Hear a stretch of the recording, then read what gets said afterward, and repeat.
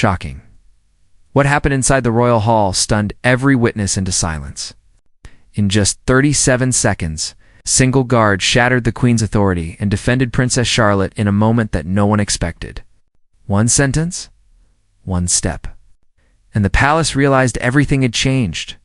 What followed exposed a truth the crown never wanted revealed. Watch till the end, and do not forget to like and subscribe. The hush inside St. Albans Audience Hall was not sacred silence. It was the calm weight of people who understood that every nod, every word, every smile in this room could move money, influence, and reputation. This was not a coronation, not a funeral, not a public ceremony. It was a closed reception for senior donors. Veteran staff of the Crown's charity network and a handful of ceremonial observers. No cameras, no reporters, no flashing lights. This hall knew how to remember on its own. Soft gold lights spilled from chandeliers that hung high above the windows. The air smelled of waxed wood, old velvet, and the faint floral trace of expensive perfume. The chairs in the forward tiers were arranged in a neat curve around a low central space where quiet conversations took place. Laughter was soft. Voices were controlled. Princess Charlotte sat near the forward tier of seats, just off the center of the circle. She wore a deep sapphire coat dress and matching flats. Her shoulders were relaxed, but her back was straight, hands folded neatly in her lap. She did not fidget. She did not tug at her sleeves. There was a quiet steadiness around her, the kind that did not come from lessons alone. It came from something deeper, something inherited. The same way she inherited the line of her jaw and the color of her eyes, behind her stood a Coldstream guard in full ceremonial uniform. Scarlet tunic, white belt, tall bearskin hat. His stillness might have looked like decoration to an untrained eye, another piece of royal theater. His name was Sergeant Callum Granger, at 37. Callum had seen both sides of service. Years in active infantry overseas, then a transfer into palace duty. He had learned the very different kinds of battle. In one, danger carried weapons. In the other, danger carried smiles and titles. In this hall, the enemy was never obvious. It hid in tone and in small movements. In the way someone chose to speak to a child who would one day wear a crown. Callum watched everything without turning his head. He saw the donors and their careful politeness. He saw the charity directors who actually knew the people behind the statistics. He saw Charlotte answer 3 short questions from an older woman in a navy dress, her answers modest and polite. Yes. I enjoy visiting the children's wing. Yes, I like reading to them. I hope they feel less alone afterward. Her voice was soft, but sure, at the far side of the hall. Queen Camilla stood in a small cluster of senior guests and advisors. The pearls around her neck were simple, but her presence was not. She had a smile that people called gracious in polite articles, and a manner that people called firm in private rooms. She saw everything too, but she measured it differently. She measured posture, obedience, the smoothness of events. Chaos had no place in her idea of monarchy. Neither did hesitation. An usher moved to the center of the hall and lifted a hand. If we may have your attention for a moment, he said. Her Majesty will now greet our senior benefactors, and Her Royal Highness Princess Charlotte will join the front circle in a short while. Polite applause rose and faded. Charlotte shifted slightly, preparing to stand when called. It was a simple move, a learned action. Move when asked. Smile when needed. Then it happened. Camilla turned, not toward the donors, not toward the central space. She turned toward Charlotte. Her gaze did not slide past. It locked. She did not whisper.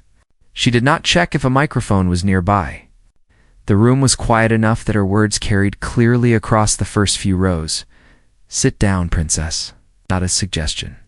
Not as gentle guidance. As command, as dismissal, there was no Your Royal Highness, no softness in the tone. Charlotte froze. Her knees bent halfway, then stopped. She lowered herself back into the chair slowly, her hands folded tighter. Lips pressed together, eyes dropped to the floor. She did not argue. She did not cry. She simply obeyed. The donors closest to her glanced away, pretending they had not heard. A few staff members stiffened, their expressions smoothing into professional blankness. Respectable silence covered discomfort the way a cloth covers dust, but Sergeant Callum Granger heard more than just the words. He heard the way princess had been used. Not as a title, but as a tool to push her down. He saw the way Charlotte's shoulders sank a fraction, the small way confidence drained from her frame. He thought of battlefields where rank had been used to send untrained boys into danger just to save a reputation. He thought of a promise he had made to himself when he first stepped into palace service. Never again stand still while power crushes someone smaller simply because it can. The hall stayed quiet. The formal conversation resumed in the central circle. Camilla turned slightly away, as if the moment was already over. Callum knew it was not. He moved, one sharp step forward from his post, boots firm on polished stone. The sound was not loud, but in the hush of the hall, it cut through like a drum beat. Several heads turned. Camilla's security officers watched him, surprised. It was a small break in formation. But any break in formation from a royal guard meant attention. Callum did not raise his voice. He did not reach for a weapon. He simply took that single step closer to Charlotte's chair, shoulders squared, and spoke clearly into the charged air. "Ma'am, you will address Her Royal Highness appropriately." The words were respectful, but the line inside them was sharp as steel. Camilla blinked once, as if she had just been struck by the idea that someone in scarlet and bearskin might speak back. Her chin lifted. "I outranked the girl," she said. The statement floated above the carpet like smoke. Truth in one sense, poison in another. Many eyes avoided hers. A few did not. Callum's heartbeat pounded, but his voice remained steady. "Not in this room, ma'am." The silence that followed was not empty. It was full of donors suddenly aware that they had witnessed something important. Full of staff who understood very well that a guard had just risked his entire career in one sentence. Full of a child sitting very still, trying to breathe while someone finally stood up on her side. In those 37 seconds, something invisible shifted. Authority met conscience. Rank met duty. Power met protection. And everyone in St. Albans Audience Hall understood that. What just happened would not stay in this room forever. It would move through corridors, through hearts, through the story of the kingdom itself, because sometimes the loudest revolution does not start with a shout. It starts with one guard, one step, and one sentence. He refuses to swallow, and this story of Sergeant Callum Granger and Princess Charlotte was only just beginning. The silence that followed Sergeant Callum Granger's words did not feel like hesitation. It felt like impact. Like the moment after a stone hits still water, when everything is suddenly waiting for the ripples, for a heartbeat. Nothing in St. Albans Audience Hall moved. Not a chair. Not a breath. Not even the dust motes that floated through the soft gold light. Princess Charlotte sat perfectly still. Her hands folded in her lap, her eyes lowered.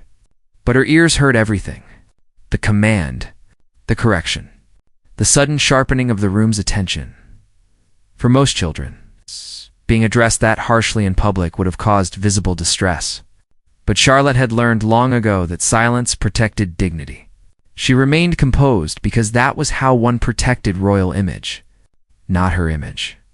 The image placed on her, Queen Camilla stood across the circle, her chin high, her posture immaculate, her expression unreadable.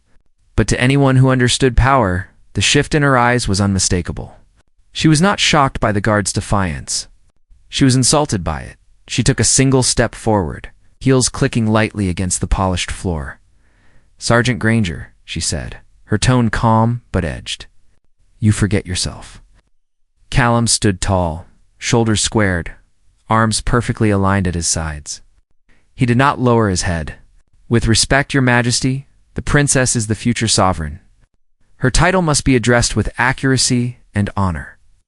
Whispers scattered through the forward rows like quick sparks. Staff members tried to remain neutral, Donors shifted awkwardly. Some held their breath, wanting to see what would happen next, but afraid to show any reaction. Camilla's advisor, Lady Astoria Wren, stepped forward. She was a woman known for her elegance, her intelligence, and her ruthless loyalty to protocol when it benefited the Queen. "Sergeant," she said smoothly. Her Majesty addressed the princess in a perfectly acceptable manner. "You are creating unnecessary tension." Callum did not move. Her Majesty used a tone that suggested dismissal, not respect. The princess was about to stand as her role requires. Astoria's eyebrow lifted. "You are interpreting tone now." Callum answered, "I am safeguarding dignity. That is part of my oath." Another ripple moved through the hall. A few donors looked at Charlotte with new eyes, noticing how still she remained, how carefully she was breathing. Camilla's fingers tightened slightly around the small clutch she held. "Sergeant," she said, more firmly this time, "my instruction stands." "Sit down, princess." Charlotte's shoulders stiffened. This time, Callum stepped forward again, 2 steps from his post. A much larger breach of protocol every guard in the hall noticed instantly. Every advisor felt the air change. "Your Majesty," Callum said, "Her Royal Highness has already seated herself. There is no need to repeat the command." Camilla's eyes locked onto his. "This is not your concern." Callum's voice remained low, controlled, and steady. "Her safety and her treatment are always my concern." The hall did not dare to breathe. It was not the words themselves. It was the weight behind them. Queen Camilla was not accustomed to challenge. She ruled the social sphere's commanded donors, directed the palace tone, and shaped the royal public image. When she spoke, people moved. When she corrected, people apologized. But Callum Granger did not apologize. He stood his ground with the calm confidence of a man who had survived real battle. Astoria stepped closer. "Sergeant, you risk removal for insubordination." Callum replied, "I risk dishonor if I stand aside." The donors in the front row exchanged glances. Veterans among them understood something that the palace sometimes forgot. Leadership demanded humility. And what they had witnessed was the opposite. Queen Camilla took another step forward, slow, deliberate, perfectly rehearsed. "Sergeant Granger, you serve the crown." "Yes, Your Majesty," Callum answered. "And the crown includes the princess." Shh. Those words hung like a verdict. Charlotte lifted her head slightly. Not fully, not boldly, but enough for Callum to see her eyes. For the first time since Camilla's command, she seemed to breathe a little easier. Camilla's jaw tightened. She opened her mouth to respond, but before a single word left her lips, the door at the side of the hall opened. Everyone turned. Princess Charlotte's mother, the Duchess Amelia, stepped inside. She had not been scheduled to attend. She moved with urgency, but also with deliberate grace, her expression composed but alert, as if she had sensed the tension even through the thick palace walls. She walked directly toward the cluster of seats where Charlotte sat. Advisors parted for her. Staff stepped aside. When she reached her daughter, she placed a gentle hand on Charlotte's shoulder and looked at her with quiet warmth. "Are you all right, my darling?" Charlotte nodded once. "Yes, Mama." Then Amelia turned. Her gaze landed on Camilla, first calm, polite, unreadable. Then on Callum, grateful, steady, respectful. "Your Majesty," she said softly, "may I ask why my daughter was addressed in that manner?" Camilla's eyes flashed. "I was guiding her behavior." Amelia's expression never changed. A future queen does not learn confidence from commands. She learns it from respect. The room trembled under the power behind those words. Camilla inhaled slightly, the only sign of irritation she allowed herself. "This level of formality is unnecessary, Amelia." "It is necessary when my child is humiliated," Amelia replied calmly. Callum did not move. He remained at attention, but inside him, attention eased. He had stood alone at first, but now he was not alone, and Camilla knew it. The hall remained silent, every wall seeming to lean in, waiting, but instead of engaging in a public battle she might lose. Camilla turned sharply to Lady Astoria and said, "We will continue this conversation elsewhere." She walked away, her advisors following like drifting shadows. Princess Charlotte looked down at her hands. Then she looked back at Callum. Her small nod held more gratitude than any spoken sentence. That moment, that quiet acknowledgement was what made. Callum realized something very clearly. He had not broken protocol. He had protected the throne, and the next parts of this story would test not only his courage, but the palace itself. There are moments inside royal buildings that do not pass quietly. They do not fade. They do not vanish when new conversations begin. They stay. They hang in the air. They shift the way people breathe when they walk through the room again. The confrontation in St. Albans audience hall became one of those moments. Hours after Queen Camilla left the hall with clipped steps and tightened breath, the space still held the imprint of what had happened. Donors whispered behind their programs. Senior staff traded glances that spoke a language older than the monarchy. Someone crossed a line. Someone else defended it. This day will not disappear. Princess Charlotte remained near the front row, seated beside her mother now. Duchess Amelia kept her arm behind her daughter's chair in a protective curve, small but unmistakable. That one gesture had more authority than anything. Camilla had declared in the previous hour. Callum Granger stood 3 paces behind them. His posture was perfect, but something inside him had shifted forever. A soldier learns to recognize when a single act changes the entire battlefield. Even without a weapon drawn, a war had begun. But the war was not against people. It was against fear, against humiliation, against power used wrongly. The Duchess leaned toward Charlotte.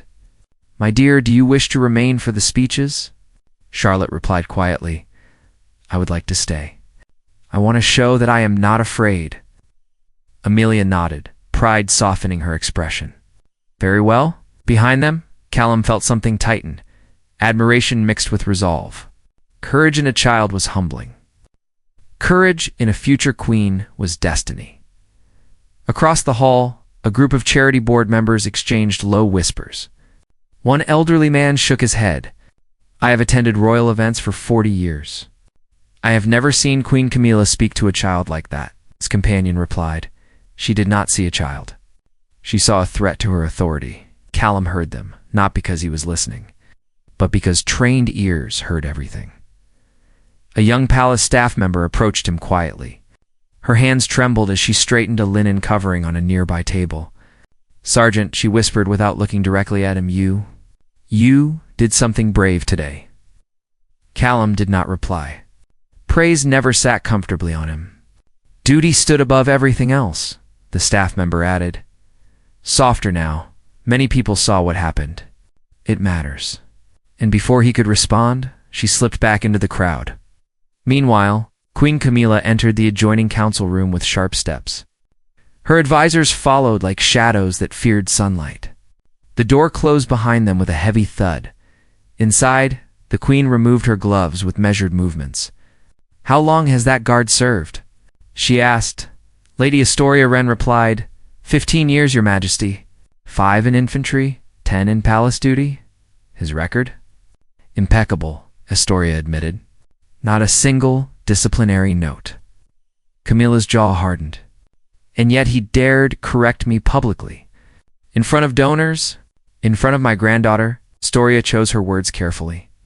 "Your Majesty, the princess has gained much public sympathy. Any harsh action against the sergeant may invite backlash." Camilla turned sharply. "I do not fear backlash." Astoria hesitated. "You should fear the optics, Your Majesty. Defying a guard who defended a child may appear," but Camilla cut in, voice low, "He teaches her weakness. A future queen must learn control, not comfort." Astoria bowed her head slightly. "Of course, Your Majesty." But the queen's frustration deepened. She had lost control of the moment in the hall. A guard, simply by speaking truth, had weakened her image.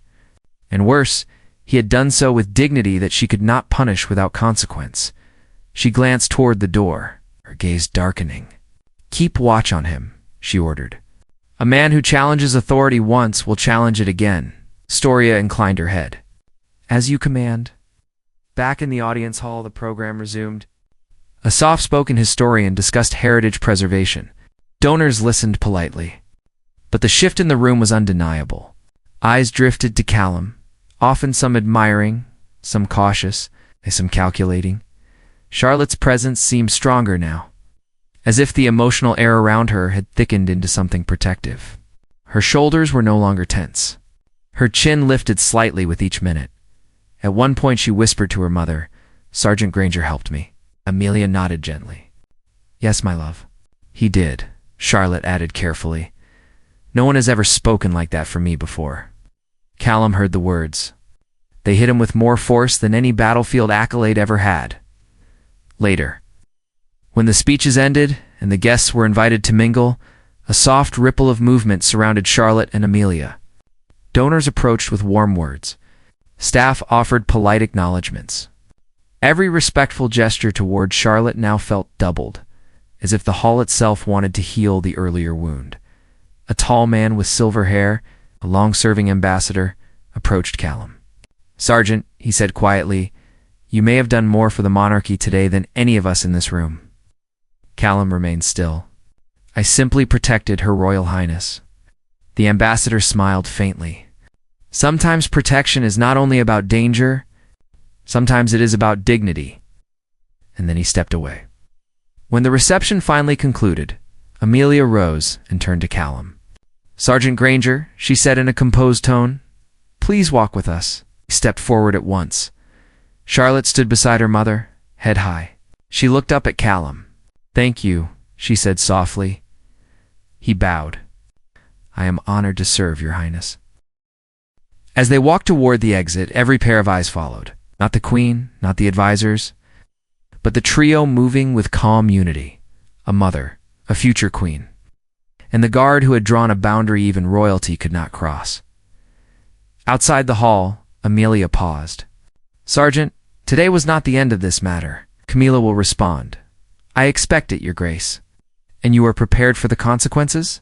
Callum answered without hesitation. "Yes." Amelia nodded once. "And understand this, you are not alone." Charlotte added, in a small but steadfast voice, "You are on my side." And with that, the hall's echoing conflict shifted into a new direction, one that neither Camilla nor her advisors had foreseen. The story, and the battle for what dignity looked like inside the palace, had only just begun. The walk from St. Albans Audience Hall to the private North Corridor was short. But the weight carried within that distance felt immense. Every portrait on the walls seemed to watch silently as Princess Charlotte, Duchess, Amelia, and Sergeant Callum Granger moved through the palace like a formation held together by quiet courage. Charlotte walked between them, her hands clasped but steady. She felt something unfamiliar rising inside her, a sense that dignity was not something given by adults, but something a person could protect for themselves. Callum followed 2 steps behind, alert to every sound, every shift in the air. The palace knew how to hide storms in silence, and today the silence was heavy. Halfway down the corridor, Amelia slowed. "Charlotte, my love," she said gently, "I want you to head into the anteroom. I will join you in a moment." Nodded and entered the room, leaving Amelia and Callum alone in the corridor. Amelia turned to him. "Sergeant Granger, you understand that what happened in the hall will not be contained. Camilla will protect her pride before she protects her relationships." Callum bowed his head slightly. "I acted on my oath, Your Grace." Amelia studied him with a steady gaze. "You acted on integrity. That is far more rare than oath alone." But before she could continue, the soft rhythm of approaching footsteps echoed through the corridor. Amelia's jaw tightened. Speak of consequences, and they appear. From the far end of the hallway, Queen Camilla approached with Lady Astoria Wren and 2 of her private security officers. Her posture was immaculate. Her expression was calm. But her eyes carried the cold intent of a person who believed they had been challenged in the one place they demanded perfection. Amelia lifted her chin. "Your Majesty?" Camilla's voice was smooth as polished marble. "Amelia, we need to speak regarding your daughter's conduct today." Callum held his position, statue still, but keenly aware. Camilla's gaze drifted to him next. "And regarding your guard," Amelia replied calmly, My daughter behaved with grace. Your tone toward her did not reflect the respect due to her station. Camilla's smile did not reach her eyes. Respect is earned through obedience. Callum felt the air shift. Amelia took one step forward. She is a child, Camilla. A future sovereign, yes, but a child first. She deserves guidance, not humiliation. Camilla waved a hand in dismissal. This is how future monarchs are shaped. You are too soft with her. Amelia's voice cooled. Authority is not strengthened by sharp words to a young girl. The corridor trembled with tension. Then Camilla turned her full attention to Callum. Okay, as for you, Sergeant Granger, your interruption was improper. Guards do not correct royalty, Callum replied with measured calm. I ensured proper address of Her Royal Highness. That is required by protocol. Astoria stepped in. Protocol states that guards respect all ranks above them, Callum answered. Protocol also states that guards preserve dignity of the heirs. Address must match station. Camilla's eyes narrowed. Your loyalty is misplaced. Callum held her gaze without fear. My loyalty is to the crown's future. Princess Charlotte is part of that future. Oh! For the first time, Camilla's expression cracked just slightly. A flicker of anger rippled beneath her composed surface. Astoria leaned in, whispering something too soft for ordinary ears. But Callum had trained senses. He heard enough. Remove him quietly. Reassign. He is a risk. Amelia stepped closer at once. Your Majesty, if you attempt to punish this man for protecting my child, you will answer to me first. Camilla turned sharply. Amelia, you overstep. Amelia did not retreat. I protect my daughter. That is a duty higher than courtesy. Callum's pulse hardened. This was no small disagreement. It was a fracture slicing through the palace's foundation. Camilla lifted her chin. Sergeant Granger, you will report to Command Office 3 at dawn. Review of conduct will be arranged. Callum bowed. As you command, Your Majesty. But Amelia spoke immediately. I will attend that review. Camilla stiffened. Your presence is unnecessary. My presence, Amelia replied, is inevitable. Before Camilla could respond, a voice from the anteroom doorway interrupted them. Small, soft, but clear. Mother? Princess Charlotte stood there, looking from one adult to another. Her eyes rested on Callum last, and something in her gaze strengthened. Are you in trouble because of me? Camilla's eyes widened. Amelia inhaled softly. Bodyguard froze. Callum spoke first, his tone warm but respectful. Oh, Your Highness, I stood for what is right. That can never cause trouble in my heart. Charlotte stepped forward, placing herself between the three adults. Sergeant Granger helped me when I felt small. The corridor fell utterly silent. Then Charlotte added something none of them expected. He made me feel like a princess again. Camilla blinked, taken aback. Amelia's eyes softened with emotion. Callum felt something inside him, shift something deep, steady, unbreakable. Camilla recovered quickly. Charlotte, this is not your concern? Charlotte replied, I believe it is. For the first time, she spoke like someone who would one day wear a crown. Amelia gently placed her hand on Charlotte's shoulder. Come, my love. Charlotte looked up at Callum. Thank you.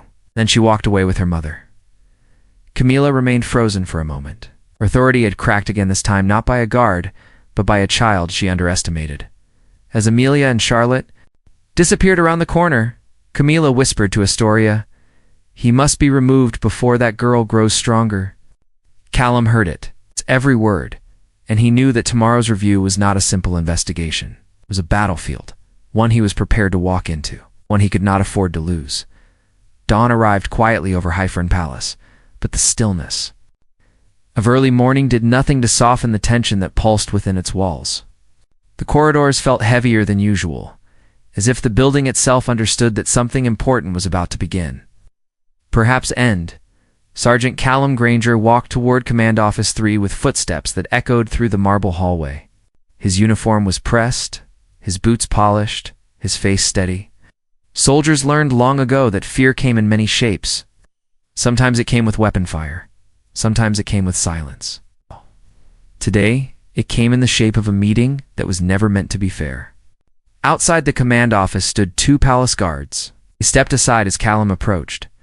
One of them gave him a quick glance of sympathy. The other avoided eye contact. Aware that any expression of support could be dangerous, Callum lifted his hand and knocked once. "Enter," a voice replied. The room inside was bare. A long wooden table, a few chairs. Thick curtains drawn across the tall windows. 3 members of the disciplinary board sat behind the table. None smiled. Lady Astoria Wren stood to the right, clipboard tucked under her arm like a shield. Her expression was composed, polite, and sharpened with intent. She had already prepared the outcome of this meeting. The review was only a performance. Callum stepped inside and saluted. Sergeant Callum Granger, reporting for review. Colonel Mercer, the chair of the board, gestured stiffly. "Sit." Callum lowered himself into the chair. He did not slouch. He did not shift. He sat exactly as a royal guard should sit, even when facing judgment. Mercer cleared his throat. "Sergeant Granger, this review concerns your conduct yesterday during the donor reception. Testimonies indicate that you stepped out of formation, raised your voice within a restricted ceremony, and addressed Her Majesty in a manner that may be considered improper." Astoria stepped forward. "And you publicly contradicted the Queen's instruction. This kind of behavior threatens discipline within the ranks." Callum met her gaze calmly. "I acted to preserve the dignity of Her Royal Highness, Princess Charlotte. Protocol requires correct address of the heirs." Astoria's lips tightened. "Protocol requires obedience." Callum did not step back. "Protocol requires balance. When duty to child and duty to command conflict, protection takes priority." Sharp silence settled over the room. Mercer leaned forward. "Sergeant, your personal interpretation of duty is not under review." "Your actions are," Callum replied. "My actions followed the Crown Code of Air Protection, Section 4, Guardianship of Dignity during Public Presence." Astoria frowned.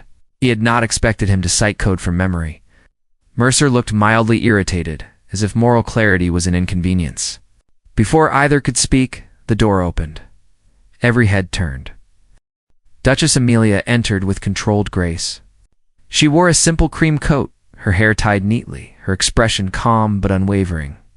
Astoria inhaled sharply. "Your Grace, this meeting is private." Amelia replied. "My daughter was involved. I am required to be present." Mercer stood at once. "Duchess Amelia, the review concerns internal guard matters, which concern my family," she answered, stepping forward. "Please continue." Astoria stiffened. The plan she had prepared no longer felt secure. Amelia took a seat behind Callum. A silent declaration of where she stood. Mercer cleared his throat again. "As I was saying, Sergeant Granger, your actions have raised concerns about your reliability under pressure." Callum remained composed. "I experienced pressure in service zones far more dangerous than a formal hall. I did not fail there. I did not fail here." Astoria's eyes narrowed. "You experienced pressure, yes.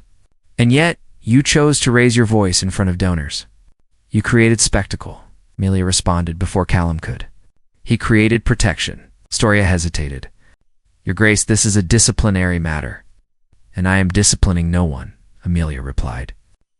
"I am observing truth." The board members shifted uneasily. Mercer said, "Sergeant, we have testimonies stating that Her Majesty's instruction was not harmful. She merely corrected the princess."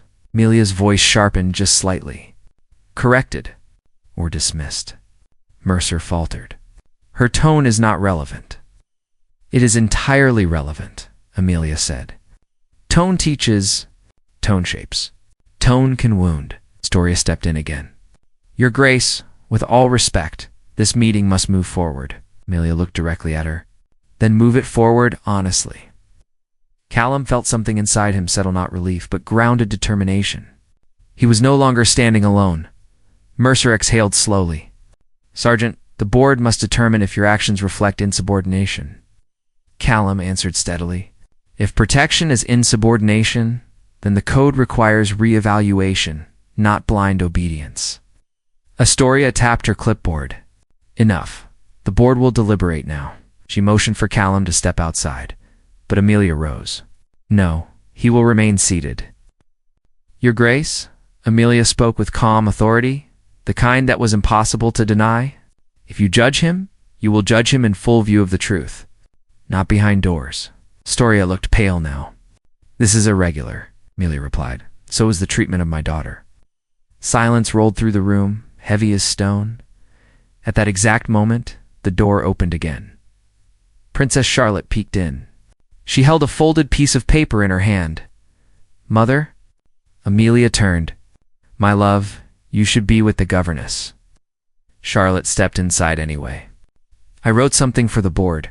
Every person in the room froze. She walked up to Mercer and handed him the note. He unfolded it. Read it. His stern expression softened. The note read, Sergeant Granger helped me when I felt small. I felt safe because he spoke for me when I could not speak for myself. Please do not punish someone for being brave. Charlotte, no one moved for a long moment.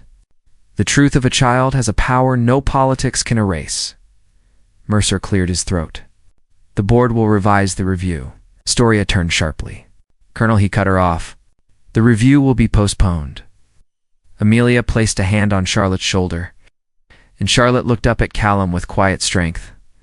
The decision was not final. The danger was not gone. Camilla would not allow this to end gently. But for today, the truth had won around.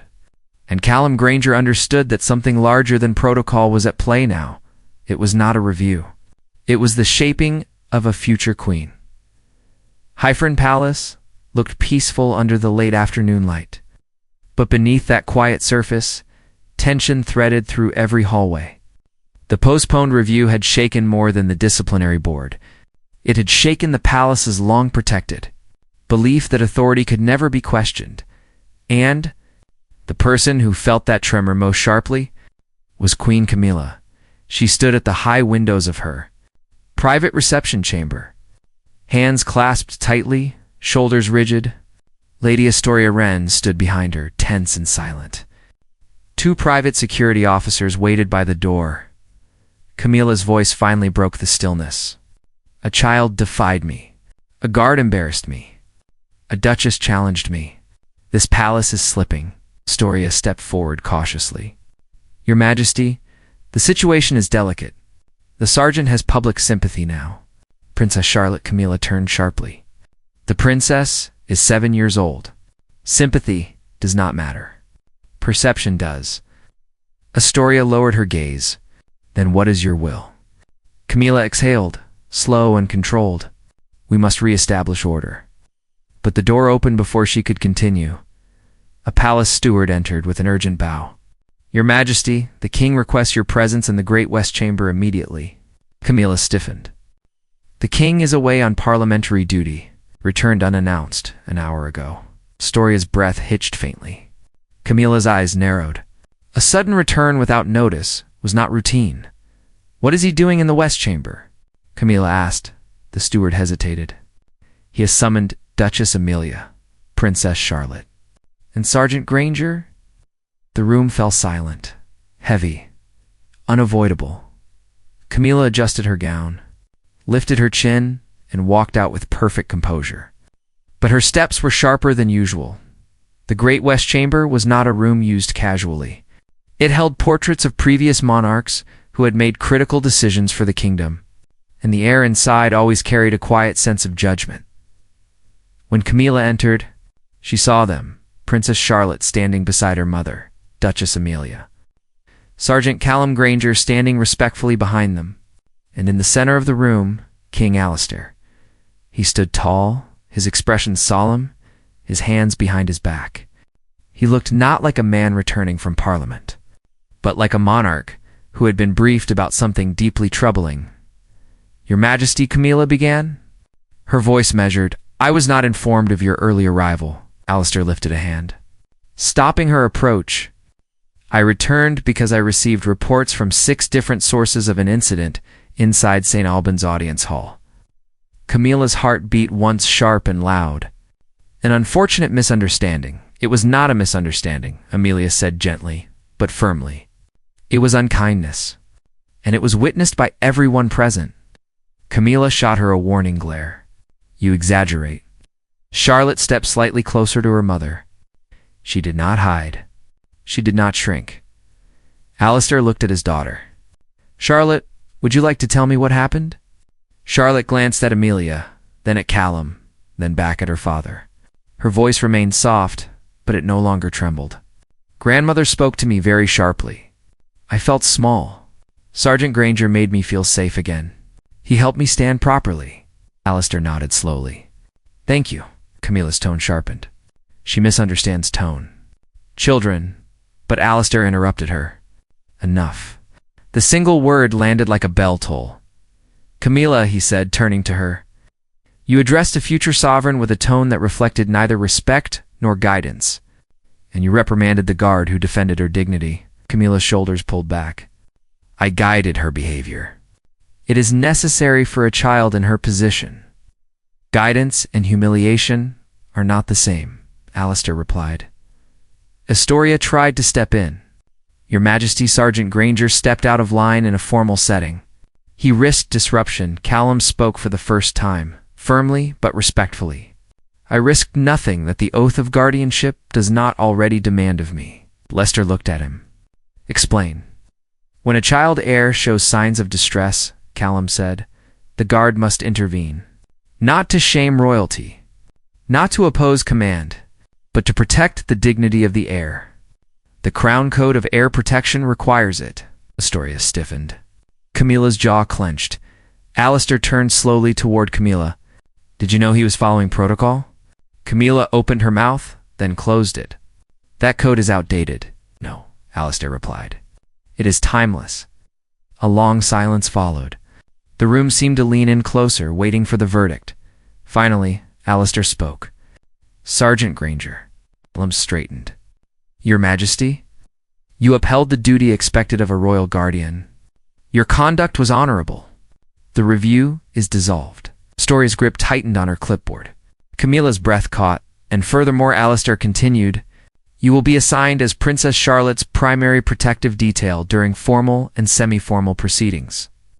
Camilla's eyes widened. You reward him? I recognize integrity, Alistair answered. Charlotte smiled small. Bright, relieved, Amelia bowed her head respectfully. Thank you, Your Majesty. But Alistair was not finished. He looked at Camilla with quiet gravity. As for you, he said, you will step back from child-facing responsibilities for the remainder of the season. This is not punishment. It is reflection. Camilla froze. A queen removed from certain duties was a statement louder than any public speech. She swallowed. You embarrass me. No, Alistair replied gently. You embarrassed yourself. The room remained utterly still. Camilla turned and walked out, her steps tight with dignity and wounded pride. Astoria followed quickly. The door closed behind them. Charlotte walked to Callum. Thank you, she said again. For helping me be brave? Callum bowed. Your courage is your own, Your Highness. I only stood beside it. Amelia smiled softly. Alistair placed a hand on his daughter's back with pride. A single guard. 1 sentence and 37 seconds had reshaped the palace. Not through rebellion. Not through disobedience. Through truth, and the crown at long last remembered its purpose, to protect before commanding, to guide before correcting, to serve before ruling.